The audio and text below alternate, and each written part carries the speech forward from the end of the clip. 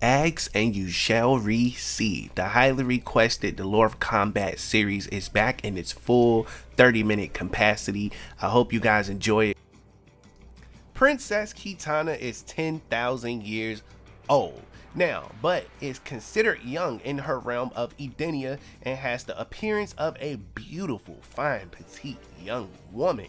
Now, throughout the years, she rose to great importance, first as the loyal stepdaughter of Shao Kahn, then as his enemy, tearing herself away from his grasp and freeing her home realm of Edenia. Now, she also led an army into Outworld to combat any chance of Shao Kahn rising to power again. She was not going to let it happen. She wanted all the smoke. She wanted all the hands and feet to be put on Shao Kahn. Simple as that.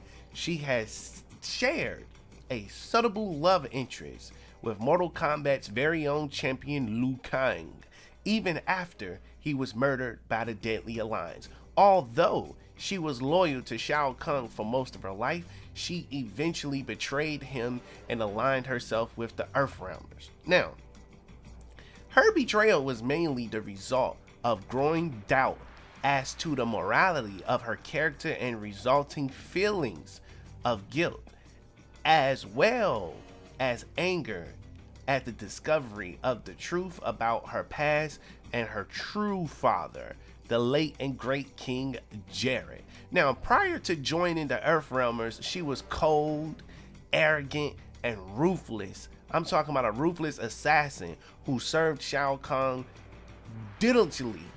However, after meeting with Raiden and Liu Kang, man, this Wiener began to give way to all types of stuff. She began to give in. She gave in to kinder people, selfless people, and more noble people with beautiful personalities. Now, this led to her murder.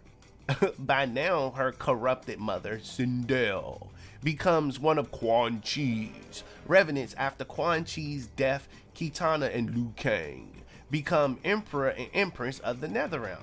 In Mortal Kombat 11, for those of you that don't know, the revenants of Kitana and Liu Kang are recruited by Kronika in her quest to restart time, joining her in her plans to erase Raiden from the history. A young Kitana is summoned along with various other combatants in the present are due to Kronika's plans with Raiden and the other fighters along her side, and blah blah blah blah blah. You played the game, so you know, and if you have not played the game, go play Mortal Kombat 11 or watch the full movie story on YouTube. Now, after Fire God Liu Kang defeated Kronika and gained control of her hourglass, he and Kitana acted as the molders of the future after Raiden relinquished his title of Earthrealm's protector to the Shaolin. However, Aftermath has revealed this ending to be non-canon. Now, when it comes to her appearance, right? Even though Kitana is over 10,000 years old, she looks, like I said, as if she's in her early 20s. At times, she wears makeup, right? Just to look as bad as everybody else. She looks identical to Mileena when both of their masks are on, but when it's off, it's easy to see which one got the better mouth game, if you get what I'm saying. Mileena's flawed teeth is exposed as opposed to Kitana's beautiful face. Kitana's overall appearance throughout the series has been changed profusely. Now, by the time we get into Mortal Kombat 2 of Mileena and Jade, Kitana wore a simple blue leotard along with matching knee-high boots, long gloves, and a headband. That's basically what she looked like. I don't think I really need to go through all of her appearances because this girl got enough outfits to last a lifetime. I promise you that much. This is why Kitana is one of my favorite. They put a lot into her and she turned out to be a big old fancy pants. Now, when it comes to her character development, Kitana started out as an unplayable herald type of character called Kitsune. That was her original name. During the early development of the original Mortal Kombat game in '91, his inspiration at the time was the character of Princess Marquio from Jordan Mitchell's 1984 video game Karateka, you know? So John Tobias designed sketch Kitsune wielded a single monumental fan and was going to fit it in the story as Shang Lao's princess daughters, the spoil of victory for winning the tournament, who would betray her father after she fell for Liu Kang. Now, as Shang Tsung becomes a minion of Shao Kahn, when the story was expanded from Mortal Kombat 2, from which Ki-Sung was renamed to Kitana, and made Kahn's stepdaughter, keeping up with the princess character idea, they decided that they was going to use it anyway. Like, all right, boom, this what we doing, this what we doing. Now, during the rework of Ki-Sung, Tobias drew her brandish size, and when he presented the sketches to Ed Boon, he suggested that the character could earn a duplicate through palette swapping, and thus Tobias conceived a twin, aka Melina, that would inherit the size, while Kitana would instead inherit bladed fans. Now, according to Tobias, her original name Ki-Sung was rejected for being Japanese and thus not compatible with Shang and Shao, who were both Chinese in origin, before the game's untimely release, because a hodgepodge of non-cynical Asian mythological hoo-ha. Anyway, another name, Katana, was also proposed but rejected as well.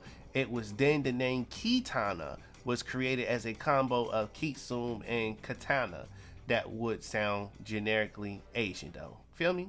Now, when it comes to more information about it, I'm going to be honest with you. Kitana was one of the most popular characters in Mortal Kombat 2 at the time. It was the character that many fans used because of her combos, which always ended with a fan throw in mid-air during the early production runs of Mortal Kombat 2. Kitana became notorious and an unbeatable character, as her fan lift move could be done in such a way to completely immobilize the opponent in the corner off screen, allowing players using Kitana to defeat the opponent with a series of uncontested punches.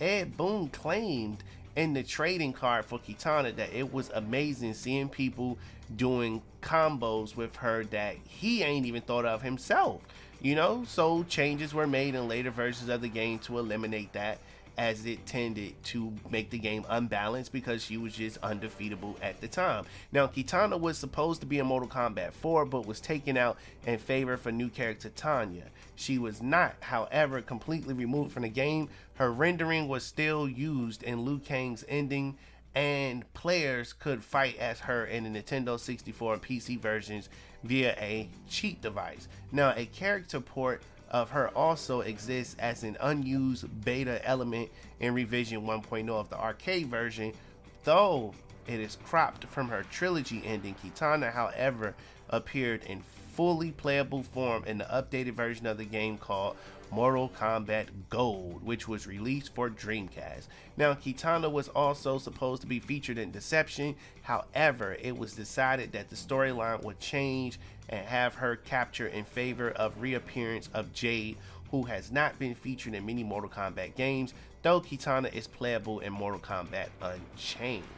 Now, we already know how she getting down with the powers. Kitana relies mostly on her steel fans in battle. You bringing the beef, she bringing the steel, and you gonna get chopped, if you feel what I'm saying. Although she is more than adequate in unarmed hand-to-hand combat, like she'll put hands and feet on you, she can use her fans as both a projectile and a melee weapon, as well as the ability to create large and small tornadoes with her Edenian wind magic. Now, she expresses her magic with her war fans. Kitana also has the ability to teleport short distance and long distance, and somewhat has flight to an extent. She can also throw her fans while airborne and execute a mid-air punch to counter other airborne foes. Now, this made her one of the most powerful characters in Mortal Kombat 2 and was subsequently toned down in later games in Armageddon. She can also teleport and launch herself forwards with a series of kicks to the opponent. Now, throughout this series, she has been shown to be more powerful than her evil twin Melina, and has defeated her several times. She is also a very strong leader. She succeeded in recruiting Sindel back to her side. You got to give her shouts out for that, for bringing her mom back from the dark side, and to be able to convince her of Shao Kahn's evil during the events of Mortal Kombat 3, and has done the same to Goro and Mortal Kombat Gold. Kitana got the lips of joy. I'm telling you right now, this woman got the lips of joy. Once she get to talking to you, she gonna sweet talk you right into whatever it is that she feel like she needs you to do. Simple as that. Kitana ain't playing no games out here. That's what I can tell you. So I want to say shout out to Kitana. Definitely shout out to Kitana, you know? Kitana also appears as a second character during the Malibu comic series. And before I give you the rest of this information, take a shot for every time I say Kitana and see how drunk you be at the end of this video. Now, Kitana, her story is slightly altered. She is still Princess of Edenia and daughter of Jerrod and Sindel, though she was already grown up when Shao Kahn and Shang Tsung killed Jerrod and seized the realm. Kitana is also under a spell induced by Shao Kahn that makes her forget her past life and believes she's Shao Kahn's daughter. She first appeared during the Goro Prince of Pain miniseries, leading a group comprised of Mileena, Baraka, and Reptile, and is ordered by Shang Tsung to see Goro in Outworld after his mysterious disappearance. Now, during the Battle Wave series, Kitana started to rebel against Shao Kahn, though if she had restored her true memories, it's never stated. They never made that clear. But anyway, she basically forms an alliance with Kung Lao, Baraka, and Sub-Zero to do most of her appearances during the first issue, have her making plans to fool Shao Kahn's new army of undead warriors led by Scorpion. Now, unlike the games, Kitana has no interactions with Liu Kang in any issue. Instead, she has a closer relationship with Kung Lao, a fact Shang Tsung exploits without success in Kung Lao's one-shot issue. Jade's retaliation with Kitana is also never brought up, and there's nothing indicating they are even friends in the comics continuity. So that should be telling you everything you need to know right there.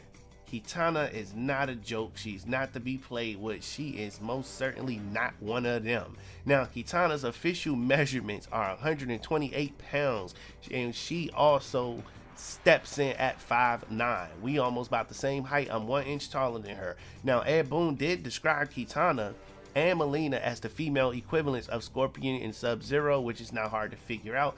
The series' two most iconic male characters with a fierce rivalry of their own.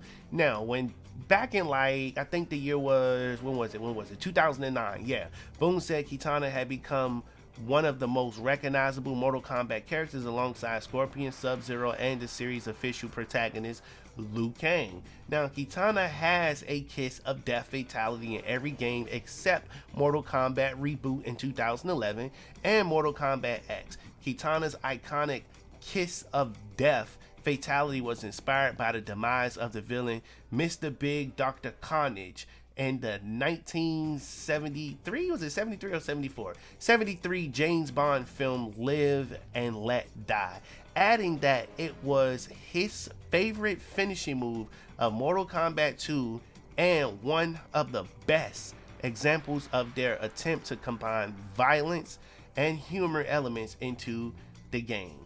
Simple as that. I'ma just let you know, man. Kitana is definitely a character and a force to be reckoned with.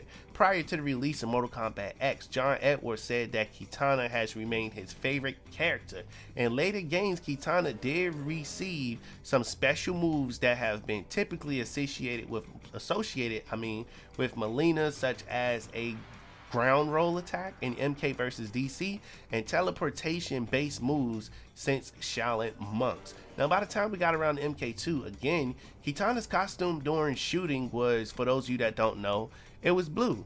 So John Tobias created Mileena and Jade by altering the character colors to purple and green respectfully. So I wanted to put you on to that. The costume was a tailor-made swimsuit based simple costume that, however, presented some challenges for the crew during filming, such as the bottoms of the leggings being a bit too slippery for moves such as jump kicks and the tops having to be held up with rubber bands while the mask was taped to her nose to keep it in place. Now, Kitana and Jade's MK2 classic outfits for Mortal Kombat were jokingly described by NetherRealm Studios as swim party gear. Now listen, I'm gonna go ahead and put the development team up here on the stand. Let Ed Boon, John Voight, and John Tobias and the rest of the gang go ahead and tell you why Kitana is one of the best Mortal Kombat characters. So I'm gonna let them do that honors. I'm gonna go ahead and pop them up on the screen here in a second. Just remember,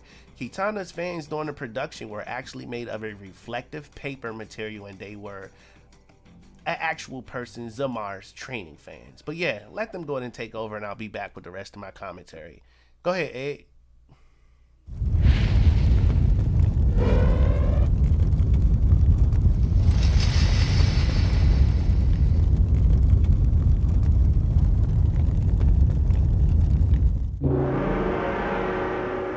Well, I think Kitana was really one of the favorite characters from Mortal Kombat 2.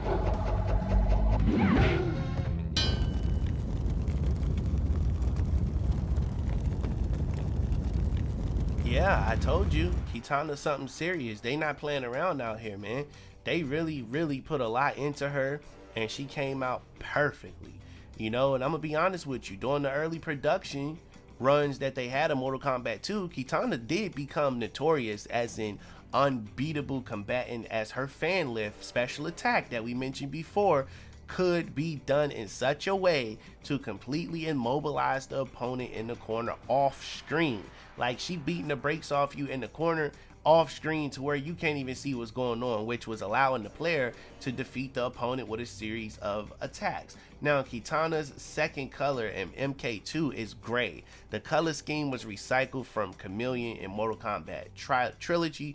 That's when Chameleon ended up getting that gray look. Now, during the early 1990s, there has been rumors, but there's also been a popular yet completely false rumor, I should say, regarding the supposed nudity or sexuality, a unique finishing move to use either by or against Kitana and Mileena. That was a very popular rumor, but guess what? I actually did see a finishing move that Shang Tsung did on Sindel called Sexuality, where he got behind her and gave her the back shots until she exploded. I actually saw that, so that's not a rumor. That's something I saw with my own eyes, and I was like, goddamn, what, like maybe 12 or something at the time? But anyway, by the time we get around to Ultimate Mortal Kombat 3, during the production of that, Kitana's costume is red to stand out from the blue screen. Now, Kitana's animality as a small killer rabbit is a homage to Monty and the Holy Grail. Monty Python and the Holy Grail, basically. So we get around to Mortal Kombat Gold, right? By the time we do end up getting around to Mortal Kombat Gold, the game marks the first time Kitana appeared unmasked for a character model. Now, in Gold, Kitana used a throwing weapon, which was, you know, she also used the flying blade, which is similar to Tanya's sharp boomerang due to the two characters' linked development history in the original version of Mortal Kombat 4, as Kitana was included in early development, as we mentioned before, but the character model ended up not making it in, which is shown only in Liu Kang's ending because the basis was created for Tanya, as mentioned. Quick recap, and is accessible to play on the 64 version of the game, like I said earlier, when using the cheat cartridge. Just wanted to give you that quick update for those of you that are just turning into this live video if you're watching it live. Now, by the time we get around to Mortal Kombat Deception, Kitana's body can be seen into introduction of Deception, located on the stairs leading to the Solnado. Now, Kitana appears in the ending for Sindel and Ermac.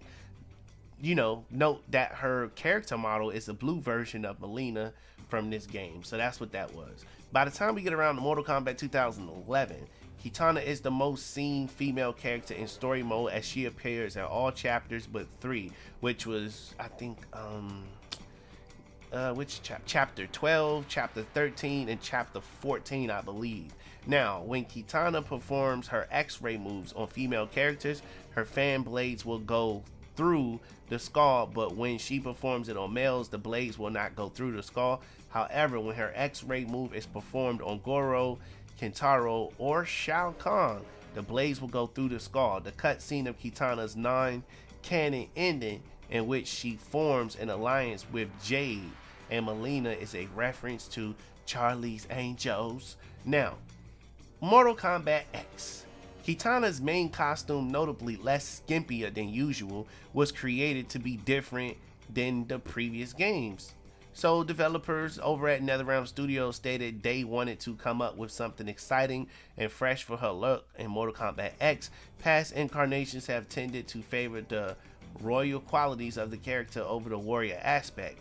So they basically decided to reverse that for her costume. She had a stealthier, more ninja inspired design with blue as an accent color against the black parts of her costume.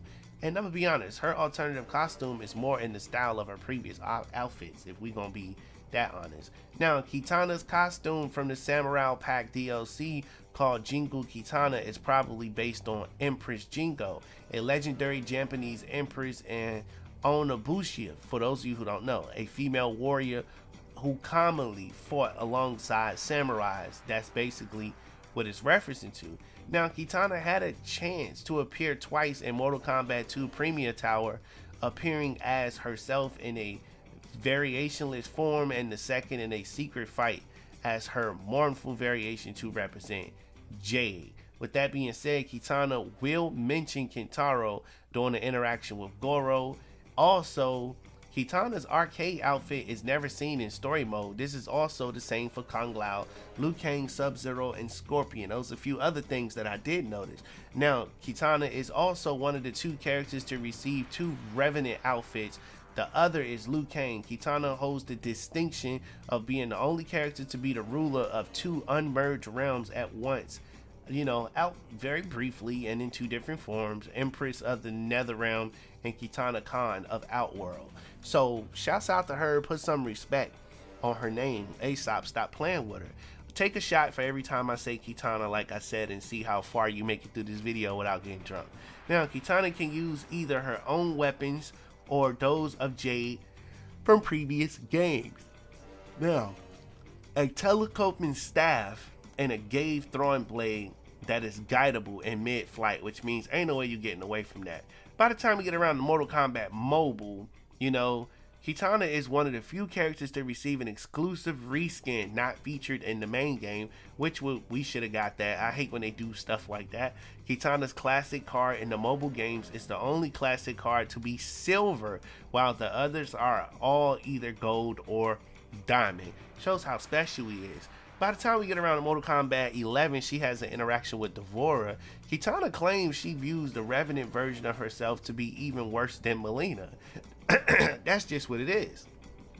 Now, in her interaction with Kung Lao suggests that she is now willing to call Mileena as her sister.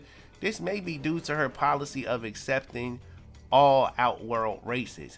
By the time we get to story mode, Kitana and Air Black are the only characters who only have one encounter between past and present, serves in a cutscene on one certain chapters, unlike both iterations of Kano. Now, not counting Sonya Blade and Raiden, due to the death of their future counterparts prior, Chronicler's Time Merger completion in Chapter 2, which was Kotal Kahn's chapter, Kitana is the only playable character in that storyline who never encountered and fought her future counterpart in her own chapter. That is very, very true. I just had to put that out there for y'all.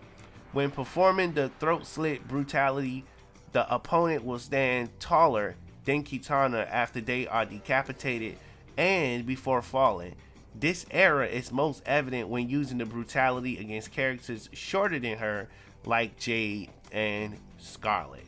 That's just what it is. And don't forget either that she did appear in a lot of other games like Shaolin Monks and MK vs DC. You know, in the MK vs DC universe ending, Kitana was given Shang Tsung's abandoned island as a base of operations for her Edenian resistance fighters. She had it changed to a Beijing of beauty and light and named it Argus Land, essentially Themyscira of Edenia is what it was, you know? That's just basically what it was. But I'm going to show you some of this cool art that was made by Dark O Productions of what she would look like in a PS5 version, which we will be getting at some point in the future, of Kitana. Check this out and I'm going to be right back with you. Pay attention.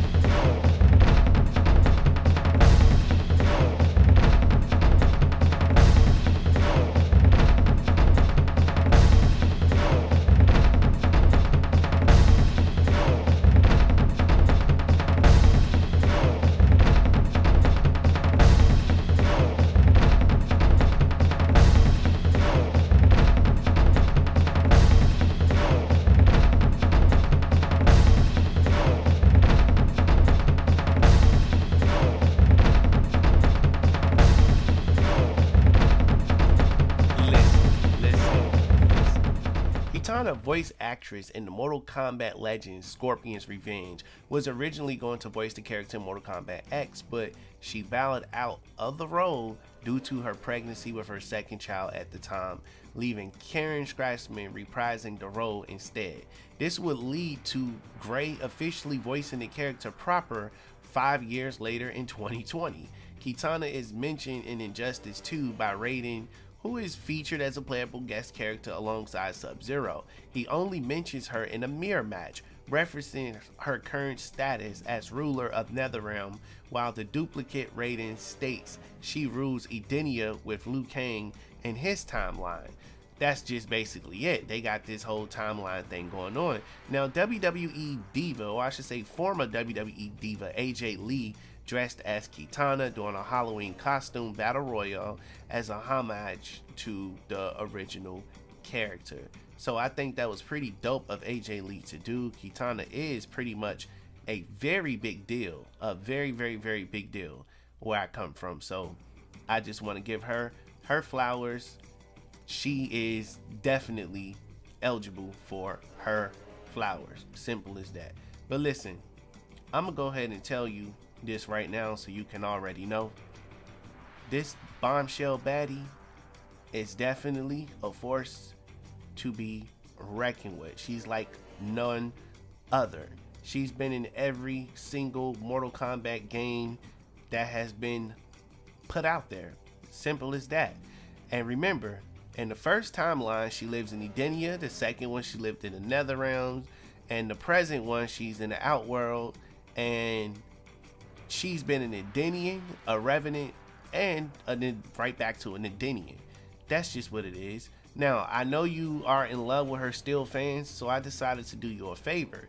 I went and found this awesome combo that she has, and I wanted to share it with you. So stay tuned to your screen because I want to see what you think of this awesome Kitana combo. Here you go. Enjoy. I'll be right back with you after the commentary.